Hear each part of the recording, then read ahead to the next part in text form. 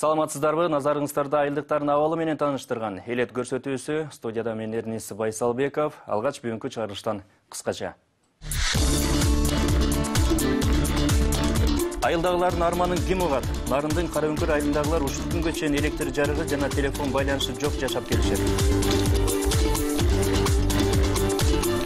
АКШда желбиреген кыргыз желеге кыргызстандык жаш хоккейчилер Американын муз аянтын багындырышты. Унутта калган жолчулар Нарын районунун Караөңкүр айылында жалаң жол тармагын тейлеген кызматкерлер турушат. Алар жашаган жер айыл деп аталган менен андагы шарттарды бүгүнкү замандын талабына жооп берет деп айтууга болбойт. Анткени ал айылда таза суу, электр энергиясы жана телефон байланышы жок. Бул аламдан арталган айылдын тургундары, тактап айтканда жолчулар башка жака көчүп кете алышпайт. Жумушу ошол аймакта болгондуктан үй бүлөсү менен түтүн булатып, жолду тейлешет.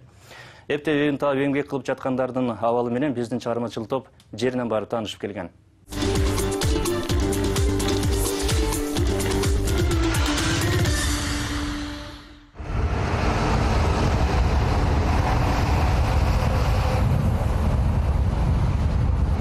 Нарын районунан болжол менен 65 чакырым алыстыкта анча көп эмес үйлөр жайгашкан жер бар. Мында малчылар турат деп айтууга да болбойт. Анткени кызылгычтан салынган үйлөрдү көрүп, совет мезгилинде бир ишкана болсо керек деп ойго келесиң. Сынынан тайып сыргаткан 2 кабаттуу үйлөрдү айланасынан кадимки айылдагыдай абал. Биринсерин сарайы орун алып, анда малга тоют камтылган. Ал эми эшик алдында мына бул оор техника жолчулардыкы. Анткени мында жалаң жол кызматкерлери турушат. Бул жер негизи Памирстрой деп илгери 39-жылдары согуштан мурун түптөлүптүр. Памирстрой жол куруу боюнчачы. Бул жерде мына зданиялардын баары эски, ошол жылдары курулуп, жана ошо Памирстрой деп биздин аталарыбыз бар, ошо иштеген. Ошолор айтып атат да. Бул жердин тарыхы тээ согуш убагында деп башталат. Ал кезде бул жерде чийки металл өндүрүлүп, алгач жумушчулар конуп башташат. Андан кийин жаңы заман келип, бул көп кабаттуу үйлөр жол тармагына тейлегендерге өтөт. Жол боюнда жашап келген бул жолчулар турган жер Караөңкүр айыл деп аталат. Аты эле айыл болбосо, мындайлардын жашоосун азыркы замандын талабына ылайык деп айтууга болбойт. Анткени мында таза суу, электр энергиясы жана телефон байланышы жок. Ошо байланыш керек болот. Ошо байланышты эсиңерге алсаңар. Байланыш болсо каякта бизде? Элдин баары азыр өнүккөн заман. Интернет деген бар. Биз болсо балдарыбыз менен сүйлөшсүн, эки жак менен сүйлөшсүн, долоонун кырына чыгабыз, ошакта сотко тартат. Ошол жактан байланышып келип, алмак барып, эмне дептир, ошонун баарын жактан угабыз да. Жок соттуктан. Айым баягы биз кыргызбыз да, жаманлык жакшылыкта укпай деле экенбиз да. Эми ошондо айтып атпаймынбы, жанагы бизде эч кандай байланыш жок депчи. Эки эле машинебиз бар болгон жерчи, жеңил машина. Ошон үчүн долоонго чыгыш керек, бирөөнү жалдаш керек, бирөөнү ачыш керек, ушундай бир кеч кабарларды кеч угабыз.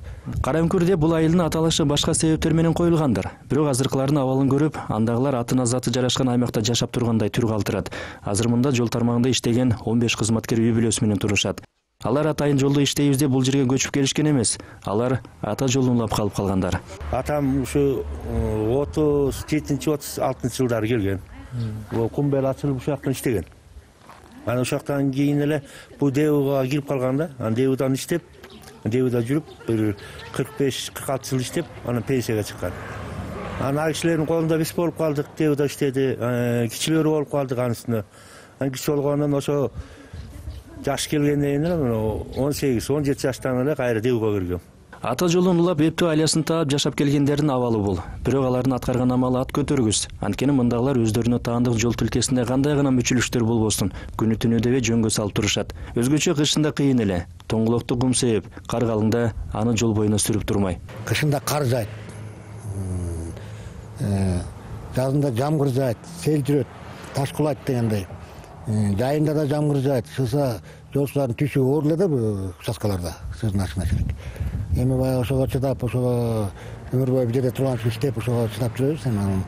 Биз баягы милдет кылбайбыз, бирок баягы негизи көрүнүп турат да бул иши жүрсөбүз.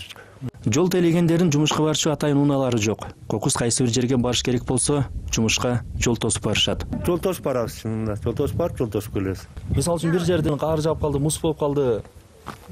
Кантип жетесиңер ошол жерге? Жол тосуп барабыз. Жолдон кокус эмне болот? Эгер өз убагында жетпей калсаңар эмне болот? Жетекчи тараптан мындай сөгүш аласыңарбы же кандай? Жок, эми жетекчи тараптан сөгүш албайбыз да. Биз жол тосуп аткан алар деле билет да, жол тосуп барып келип аткан алар деле билет. Жол тосуп барабыз, иштейбиз, анан кайра жол тосуп келебиз. Ошол жерди ишти бүтүрмөйүнчө келбей турбайсыңарбы? Бүтүрмөйүн келбейбиз. Көнүп калган жумушуна көңүл оорутпай иштеп жаткандардын бул айылда башка амалданчу эч нерсеси жок. Кээ бири мал кармап эптеп капчыгын кампайтса, калгандары жолдо иштеп өкмөттүн акчасын караламай. Ал деле жарытпайт. Жолчулардын айлыгы 10 000 сом тегерегинде. Пенсияга деле аз көлөмдө чыгышат. Андан башка колдоо жок. Өмүр бою жол тарманда иштегендердин эмгек акысы айдан айга араң жетет. Ананда кол кароосу кеткендеги берилүүчү пенсия деле чеке жылтарлык эмес. Муну айылдагы 107 жашка чыккан атабыз менен ал жай сурашкандан кийин байкадык.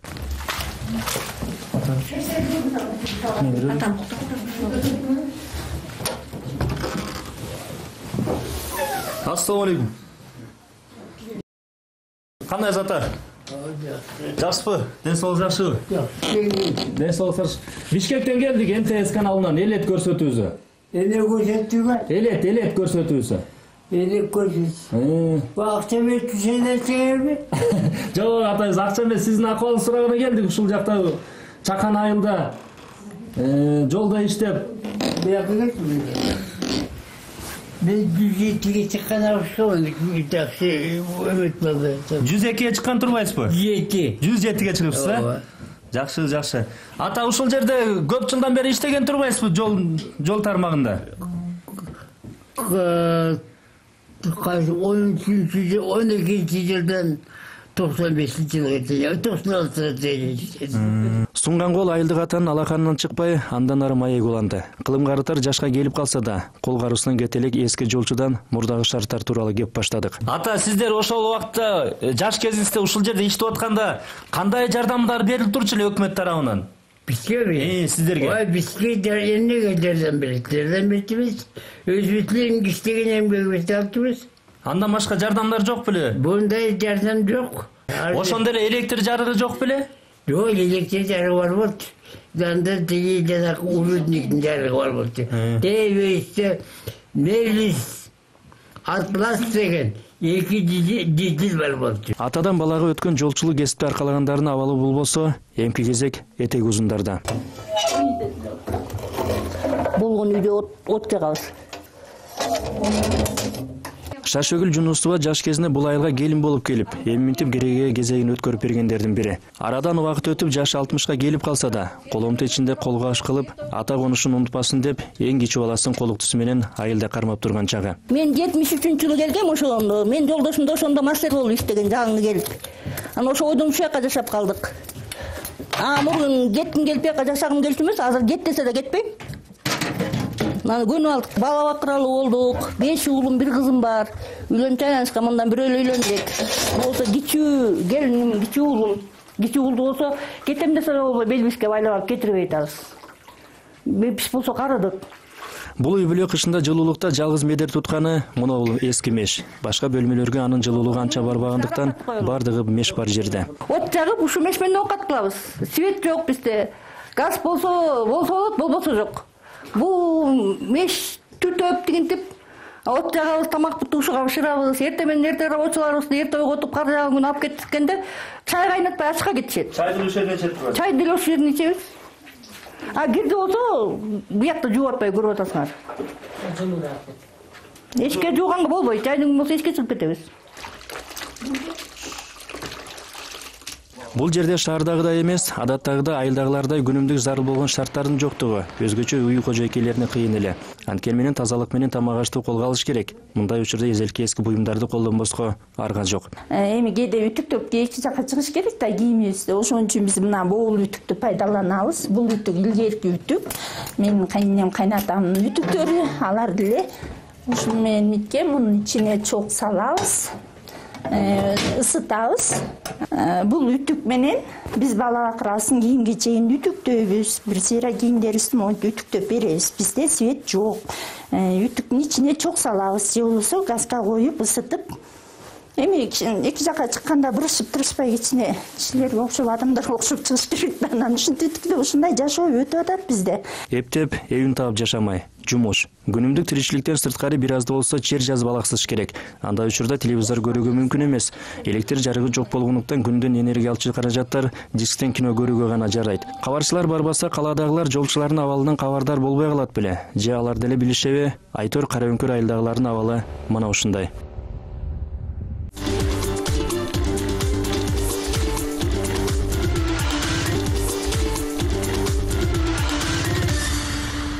Бешиктеги баланын бек болорун ким билет? Жакында жаш хоккейчилерибиз АКШдан чоң жеңиш менен келишти. Барингтон Айс Арена 2017 эл аралык хоккей боюнча белдешке жалпы 4 өлкө катышкан. 8 жашка чейинки хоккейчилердин арасында биздин жеткинчектер жеңишти камсыздап, алатуу артынан алтын менен кайтышты.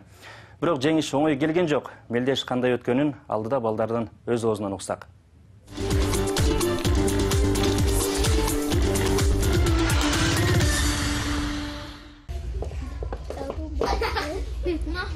Кагаз бетине кыялданып сүрөт тартып, көркөмдөп түшүрүп жаткан бул 9 жаштагы Алтай. Ал билим алууга умтулуп, таң эрте мектепти көздөй жөнөйт. Андан соң үйүнө келип, үй тапшырмасын аткарып, сааттын 7 болушун чыдамсыздык менен күтөт. Себеби ал өзү жакшы көргөн оюну хоккейге барат.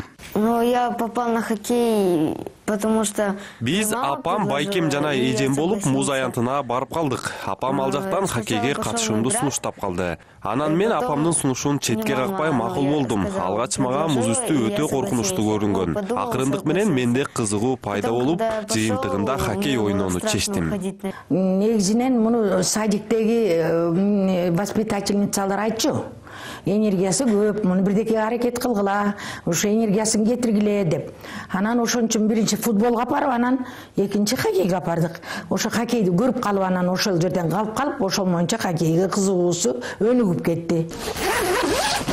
Алтай спорттун бул түрү менен машыгып, мыкты өздөштүрө алган. Учурда алга Бишкек балдар курама командасында ойноп, тайпасы менен көптөгөн өлкөлөрдө өткөн чемпионаттарда өлкө намысын коргоп келишет.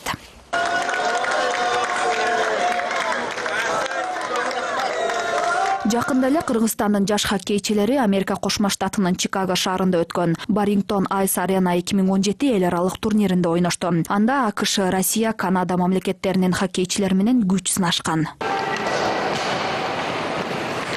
Финалдык беттеште биздин кичинекей мекендештер Ice Dogs командасы менен таймашка чыгышкан. Алтай оюндун жүрүшүндө чечүүчү беттеште өзүнүн кыраакылыгын жана намыскөйлүгүн көрсөтүп, акыркы 50-секундада шайбаны атаандаштарынын дарбазасына киргизүүгө үлгүргөн. Мынтип тайпа бүтүндөй кыргыз элине жеңиш алып келди. Перед игрой. Биз ойноп жатканда жакындарыбыз толкунданып жатышты. Мен дагы аябай толкундандым. Америкалык оюнчулардын тарапташтары уттук деп ойлоп жатышкан. Бирок эмнегедир жеңиш биз тарапта болот деп ишенип жаттык жана акырындык менен жеңишке ээ болдук.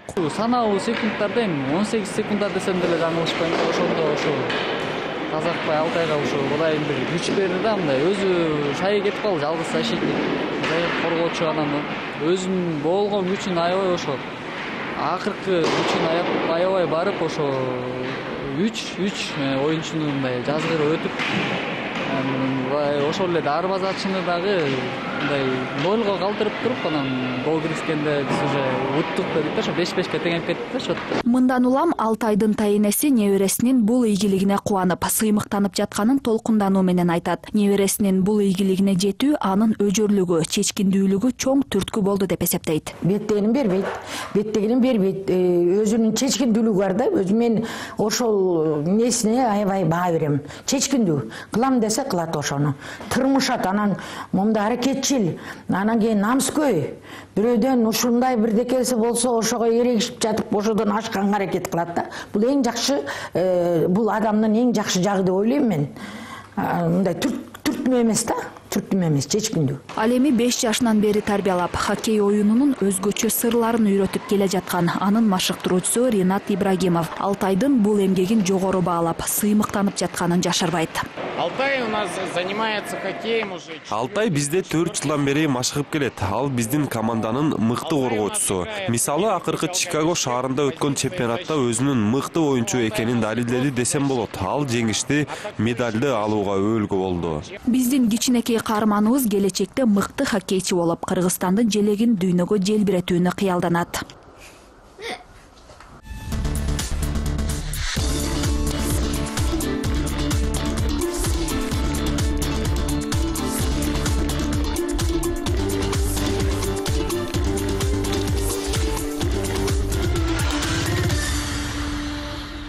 Ушу менен биздин бүгүнкү көрсөтүүбүз соңуна чыгып барат. Эгерде сиз жашаган аймакта да айтылып, бирок аягына чыкпай келген көйгөйлөр же өзгөчө таланты бар айылдашыңыз болсо, анда экранда көрүнгөн номер аркылуу бизге кабарлап коюңуздар.